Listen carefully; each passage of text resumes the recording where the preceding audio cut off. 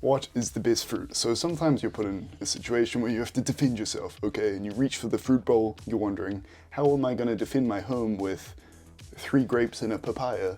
And then out of the corner of your eye, you see a coconut. What do you mean it's not about home defense? It's about nutrition, you idiot. Nutrition? I mean, fine, but like, you didn't have to say it like that. My name's Shay. I'm a nutritionist and an international level athlete. So the nutrition of fruit, right?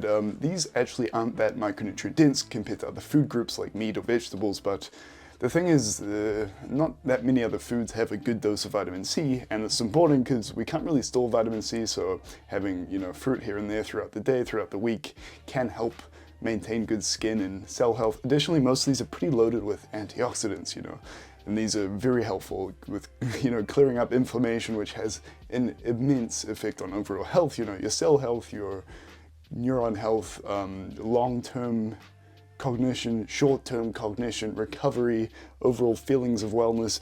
It's absurd. So bananas, technically a berry, which is pretty funny, but the highest carb content of anything here, the highest calorie content, making it a pretty strong candidate for like a pre-training snack. Outside of dried fruits, it's going to give you the most energy right before your session. Always eat your carbs before your session. Everyone always says potassium as well.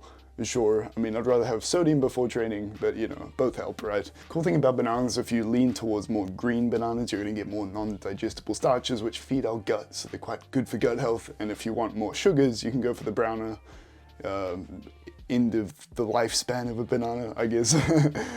Basically, those starches have been broken down a bit more, so that the brown would be better pre-training. Bro, the funniest thing about bananas is this one clip of this Brazilian footballer, and these racist fans threw a banana at him, and he ate the banana on the field, took a corner. I told you boys, like the pre-training carbs, okay? So because it's got a lot of pre-training utility, compared to all these other fruits, I'll put it in A tier. It's also really cheap, so yeah, a pre-training is also fantastic. Okay, apples.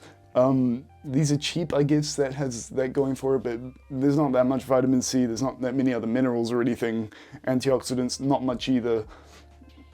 Why do we eat apples? I don't know. I guess there's some fiber in the skin, but most fruits have fiber, dude. Don't eat apple. Well, I mean, I'm not going to tell you to not eat apples, but like, an apple a day wastes $1 a day, Next up is oranges, also pretty cheap.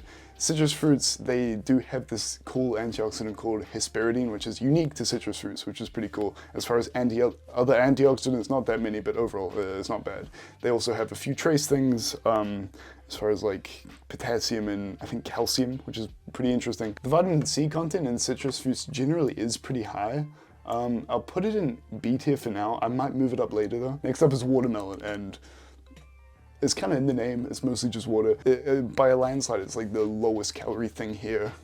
So I guess if you're after like something sweet that's not gonna have many calories, I guess it could be helpful, but as far as micronutrient content, not much there. Antioxidant content, not much there.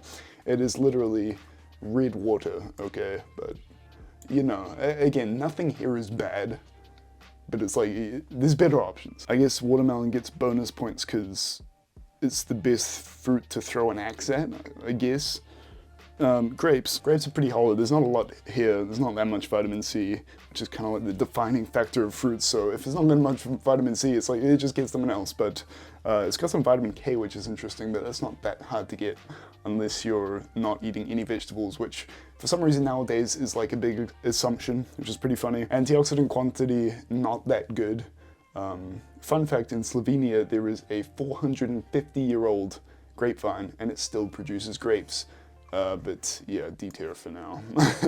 Sorry, Slovenia. Mango, solid vitamin C content. Also has a lot of vitamin A content, so it's like a 1-2 punch for skin health, which is pretty cool. Also tastes phenomenal. It's not got that much antioxidants, which it kind of holds it back because antioxidants are just so powerful. I'd rather have high antioxidants than high vitamin C, personally. Interesting thing about mango, other than it's going into C tier, is some people are allergic to it because the skin has the same allergens as poison ivy, which is interesting. Next up is pineapples. Pineapples are the only food on the planet with bromelain, these digestive enzymes. And what do they do for us? Well, when you eat food, we need enzymes to digest them and actually break it down so that we can uptake the nutrients and the energy within them. So pineapples have like extra help with that. So theoretically, we can actually get more nutrients out of the food that we're eating. Additionally, if you're pairing this with like meat, because there's vitamin C in all fruits, including pineapple, pineapple where it's not bad.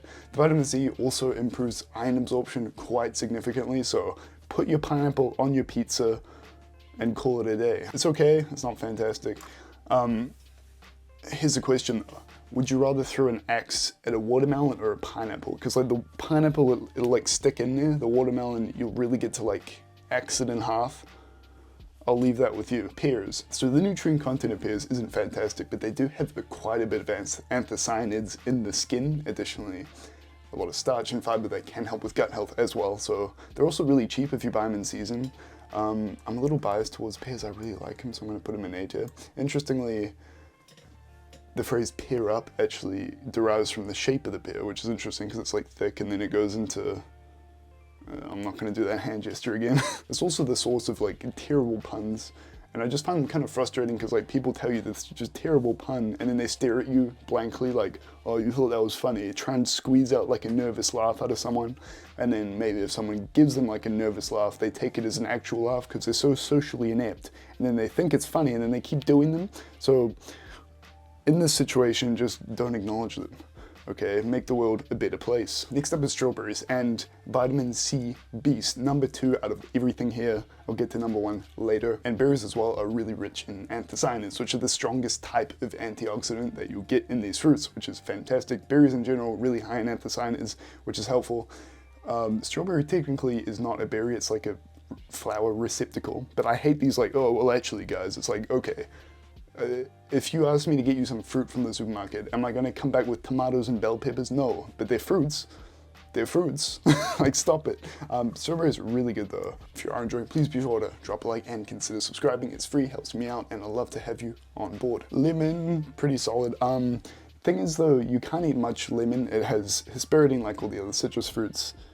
Really high vitamin C as well, the 4th on this list, such that, you know, pirates used to drink lime juice and lemon juice to not get scurvy, because again, you can't store it for long trips, so they had to bring it with them, and because it's so acidic, the bacteria wouldn't grow and it wouldn't go off. So yeah, again, you can't drink much of it, because even like lemon juice that you might drink is going to be watered down. So I'm measuring everything based on like 100 grams to keep things kind of equal, but lemon should be higher, but you just can't eat much of it, right? Peach, some vitamins C, not much antioxidants. It's a shame because these are one of my favorites, but yeah, a bit hollow. Grapefruits, like all of the citrus fruits, solid hesperidine content, which is that sweet antioxidant. Everyone talks about like, oh, eat a grapefruit for weight loss.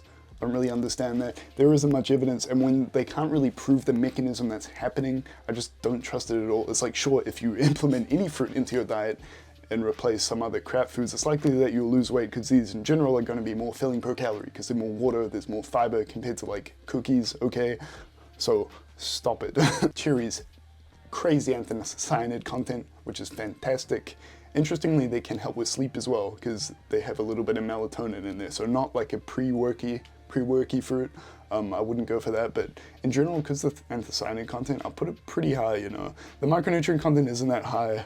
Strawberries, I'm gonna keep it above that just because the vitamin C difference is a lot. Next up is kiwis, and I've been teasing it a little bit. Oh, this is the 2nd, 3rd, 4th most vitamin C on this list, but yeah, kiwi fruit wins by a landslide, more than 50% more vitamin C than the top of the list, which is strawberries. Unfortunately, it doesn't have that much as far as antioxidant potential, which kind of keeps it down. I want to put it just in A tier just because it does have all that vitamin C. If you just want that little dose there, you know, one of these a day will have you sorted. At some point, these are actually called Chinese gooseberries, which is pretty funny, but in China, they're called 猕猴桃, which means like macaque peach, which is pretty funny, like the monkey. 我觉得大概是这个水果的皮肤看像一个猴子的皮肤一样的。It's a good read. Lastly is blueberries, and these are an absolute anthocyanid tank. Okay, most berries are blueberries, blackberries, elderberries are actually the highest, cranberries are up there too. Anthocyanins, again, the strongest antioxidant, so clear up any of that inflammation, fantastic stuff. They also have flavonols, which are a flavonoid class. So yeah, just stacked with all sorts of antioxidants. It is no surprise that it goes straight into S tier. Just for that, it's I love it. One of the resources I use was this really cool document which lays out all the antioxidant potential of some of these fruits, which was really helpful with writing this video, so check that out there if you're a bit of a nerd like myself. Just a note there, I don't really think they bothered with the frozen fruits there, because most evidence would suggest that, you know, freezing them won't actually break down these antioxidant compounds, but yeah, just leave that. But let me know what your favorite fruit is here, and if you enjoyed this, there's some more videos there. I'll see you next time.